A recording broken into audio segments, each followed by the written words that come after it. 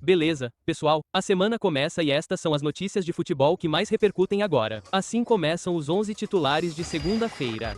A UEFA lançou um duro comunicado contra a FIFA assegurando que uma linha vermelha foi cruzada ao perdoar a sanção do artilheiro dos Estados Unidos, Folarin Balogun. A integridade do jogo está em risco. Isso abre um precedente onde situações similares agora exigirão um tratamento igualitário. Várias figuras do futebol reagiram ao caso Balogun. Jürgen Klopp, por exemplo, comentou: "É uma loucura. Este é o nosso jogo, não o de duas pessoas que não fazem ideia de futebol. Não deveriam ter nada a ver com isso." Aspas. Gary Neville disse que a situação realmente é péssima e o ex-presidente da FIFA, Joseph Blatter, publicou em suas redes: "Os cartões vermelhos não são anulados por telefonemas políticos. O futebol nunca deve se tornar um parque de diversões para o poder." A Federação Belga anunciou que denunciará a escalação irregular se Folarin Balogun jogar hoje à noite pelos Estados Unidos, enquanto Maurício Pochettino elogiou a medida e culpou os replays em câmera lenta do VAR. "Não são a realidade do que acontece em campo", disse em coletiva. Jude Bellingham se aproximou de Gilmour no túnel para consolá-lo e trocar camisas.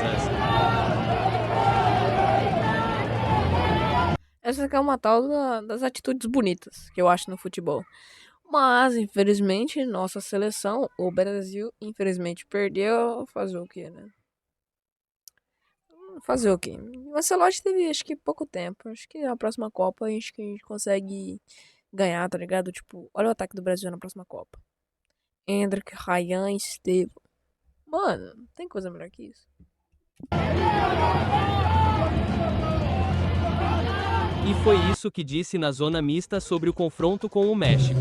Sobre o árbitro: "Eu quero jogar, por isso não falo."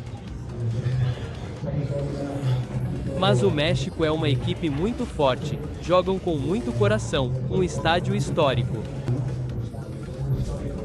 Foi um prazer jogar contra eles. Thomas Tuchel explodiu contra a arbitragem e criticou que todos os responsáveis pelo VAR fossem sul-americanos. Nenhum dos 4 árbitros foi bom o suficiente. A intervenção do VAR no pênalti é um grande erro. Reverteram uma situação onde nem tinham marcado falta, disse a BBC. Jordan Henderson se lesionou nos festejos da Inglaterra com sua torcida e perderá o resto da Copa. O meio-campista saltou as placas publicitárias, caiu mal e teria quebrado o pulso. Deixou o campo de maca e foi internado em um hospital.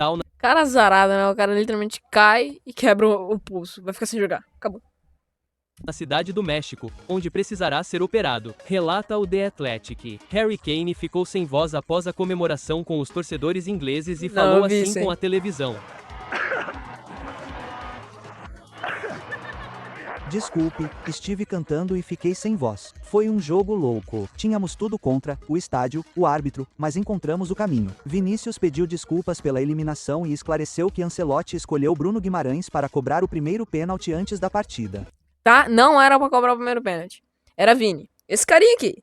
Esse neguinho aí. "Nunca fujo de responsabilidades. Só quero o melhor para a equipe", disse o atacante. Carleto explicou em entrevista coletiva: "Fizemos uma estatística durante um ano e o melhor cobrador era Rafinha, depois Neymar, Igor Thiago, Bruno e Martinelli. Mas o melhor em campo naquele momento era Bruno." Além da brasileira, Romário culpou os jogadores e o treinador pela eliminação da verde-amarela. "Muito decepcionado. Eu acho que aconteceu algo impressionante com eles. O Brasil, o que jogou hoje não é o Brasil que nós conhecemos, que nós queremos." Neymar deixou o campo chorando e confirmou sua aposentadoria da seleção brasileira. "Acabou, comecei aqui e termino aqui." Na zona Acabou. Estamos sem Neymar Júnior nos próximos anos. Quem viu, viu. Quem não viu, nunca mais verá. Triste, pô. Triste. Mas eu não posso fazer nada. zona mista, acrescentou: "Sinto uma tristeza profunda, outra Copa do Mundo que não consigo vencer." Cristiano queria encontrar a Espanha agora ou mais para frente. Mais para frente era melhor, mas é o que tem para hoje. A verdade é que a Copa é assim, os cruzamentos são assim. Se você quer ganhar uma competição, tem que jogar contra os melhores. Mas se você deseja ganhar uma competição, você tem que jogar contra os melhores. E é isso que aconteceria com o Brasil se o Brasil passasse da Noruega, né? O Brasil ia enfrentar a Inglaterra. Olha aí. Brasil e Noruega, que infelizmente ficou 2-1 com 2 gols de Haaland e 1 gol do Neymar de pênalti. O Brasil foi amassado em todas as estatísticas, tá? Aqui nas escalações, o Brasil foi a campo com Alisson, Danilo, Marquinhos, Magalhães, Douglas Santos, Bruno Guimarães, Casemiro, Ryan, Martinelli, Vini Júnior, Matheus Cunha. Nossa, pô. Aqui, os dois únicos que jogou foi esse aqui.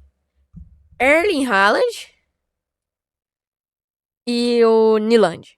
O Odegaard até jogou bem, mas não vai lá ganhar essas coisas. Mas só foi esses dois, tá? Só esses dois. Ele, o goleiro, ele pegava a bola. E o que era a estratégia? Ele pegava, jogava pro Haaland, o time inteiro subia, Haaland tocava pra alguém e aí era chute pro gol, tá ligado? Então o que acontece? Esse carinha aí, ele deu bastante trabalho pro Brasil. Se não fosse esse cara aí, meu irmão, pode ter certeza que eu apertei nele aqui. Pode ter certeza. Se não fosse ele, o Brasil estava nas quartas de final de Copa do Mundo. Ele salvou um chutaço do Endrick. Nossa, aquele chute do Endrick foi lindo. Ele defendeu. Mano, tá? Defendeu o pênalti do Bruno Guimarães. E o do Neymar não conseguiu, até ficou igual besta. Neymar chegou nele e falou: escolhe o lado, escolhe o lado. Ele escolheu. Ele preferiu ficar no meio pra não ser tão humilhante. Beleza? Deixa eu dar uma mexida aqui.